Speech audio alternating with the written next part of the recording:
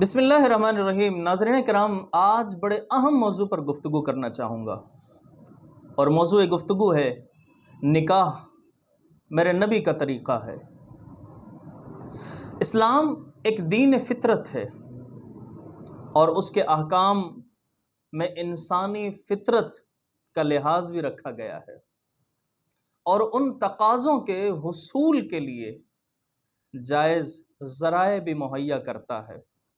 اسی لیے اللہ تبارک و تعالی نے انسانوں کو بدکاری، بے حیائی، فحاشی، جنسی بے راہ روی سے بچانے کے لیے اور انہیں راحت اور سکون پہنچانے کے لیے خالق کائنات نے نکاح کی عظیم نعمت عطا فرمائی ہے، تاکہ مرد و عورت نکاح کے ذریعے ایک دوسرے سے رشتہ ازدواج کے اندر منسلک ہو جائیں اور گناہ آلود زندگی سے بچیں۔ اس رشتہ کی اہمیت کا اندازہ اس بات سے بھی لگایا جا سکتا ہے کہ اللہ تبارک و تعالی نے اس کو حکم دینے کے بعد خود خالق کائنات نے زوجین کے، یعنی میاں اور بیوی کے، ایک دوسرے کے حق متعین فرمائے، اور خالق کائنات نے بتا دیا ایک دوسرے کے اوپر کیا حق عائد ہوتے ہیں۔ ناظرین کرام، نکاح کا حکم یہ اللہ تبارک و تعالی نے قرآن پاک کے اندر بھی فرمایا، اور یہ میرے رسول کا طریقہ بھی ہے۔ میرے رسول صلی اللہ تعالی علیہ وسلم نے فرمایا النکاح من سنتی، فرمایا کہ یہ کسی اور کا نہیں، یہ تمہارے نبی کا طریقہ ہے، کہ نکاح میرا طریقہ ہے۔ فمن رغب عن سنتی، پر جس نے اس سے اعراض کیا، فلیس منا، وہ ہم میں سے نہیں ہے۔ تو ناظرین کرام، یہ نکاح جو ہے یہ اللہ تبارک و تعالی کی طرف سے ایک عظیم دولت ہے، نعمت ہے، اور میرے اور آپ کے رسول محمد مصطفیٰ صلی اللہ تعالی علیہ وسلم کا طریقہ کار بھی ہے، اور یہ مہذب معاشرے کی نشانی بھی ہے، اور انسانوں کو اس کی ضرورت بھی ہے۔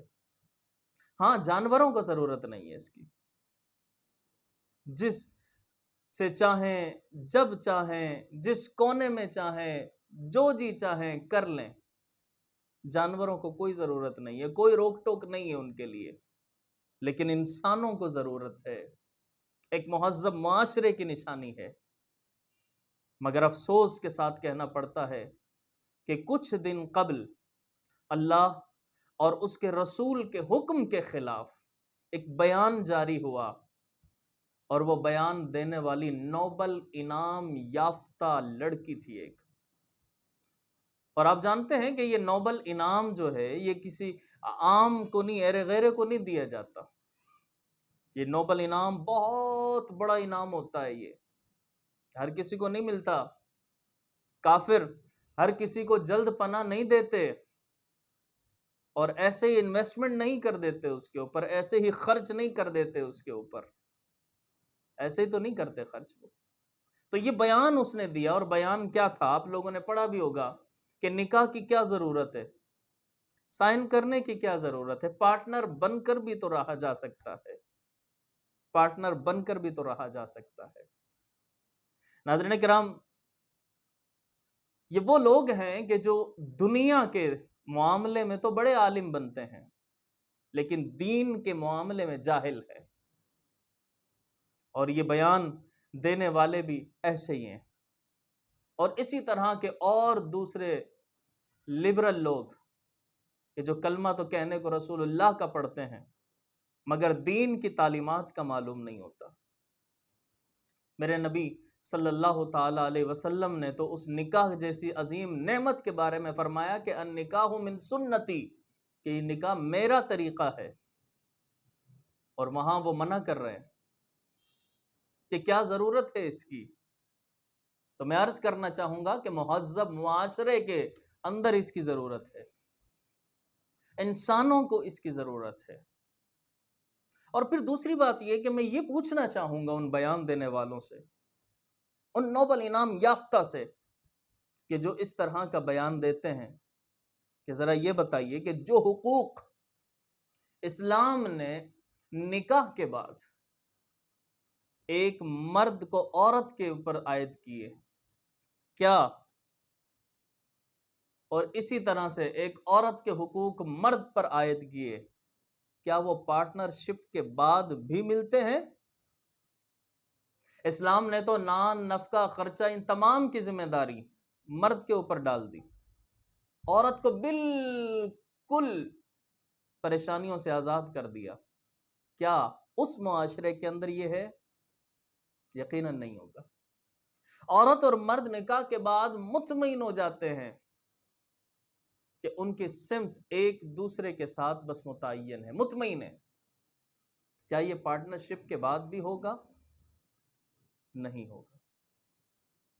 اور یہ ایک مخصوص ایجنڈا ہے ناظرین کرام، یہ ایک مخصوص ایجنڈا ہے کہ جس کو بڑے سازش کے تحت اور بڑے بیانات کے ذریعے مسلمان عورتوں، مسلمان معاشرے کے اندر انجیکٹ کیا جا رہا ہے اور انجیکٹ کرنے کی کوشش کی جا رہی ہے۔ اور یاد رکھیں کہ یہ امت مسلمہ اور اس کی مائیں، بہنیں، بیٹیاں، یہ وہ ہیں کہ اگر یہ زندہ ہیں تو سیدہ عائشہ صدیقہ رضی اللہ تعالی عنہا کا طریقہ لے کر زندہ ہیں، اور اگر جب یہ دنیا سے جانا چاہتی ہیں تو سیدہ فاطمہ کا طریقہ اپنا کر جانا چاہتی ہیں۔ تو اس لیے یہ ہتھ کنڈے ہیں ان کے، یہ ہتھ کنڈے ہیں کہ جو مختلف طریقوں سے امت مسلمہ کے اندر اب ہو سکتا ہے کوئی بیان آ جائے وضاحتی اس کا کہ نہیں مطلب یہ تھا، معاملہ یہ تھا، بات یہ تھی۔ تو سامعین کرام، ناظرین کرام، سمجھتا سب کوئی ہے، ہر کوئی سمجھتا ہے، معاملات کا سب کو معلوم ہے۔ یہ امت مصطفیٰ، امت مسلمہ، معاشرے والے یہ سمجھتے ہیں۔